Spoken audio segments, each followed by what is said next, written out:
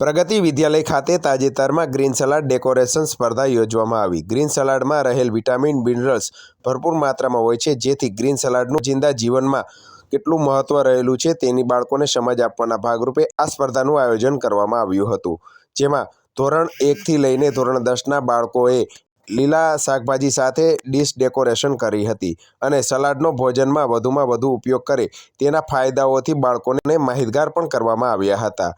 આ સ્પર્ધામાં બાળકોએ ગ્રીન સલાડ ડીશને ડેકોરેશન કરીને આગવી રીતે પ્રસ્તુત પણ કરી હતી। આ સ્પર્ધામાં બાળકોનો ઉત્સાહ વધારવા સાથે તેઓને પ્રોત્સાહિત કરવાના ભાગરૂપે શાળાના આચાર્ય અને શિક્ષકોએ બાળકોને પ્રોત્સાહિત પણ કર્યા હતા।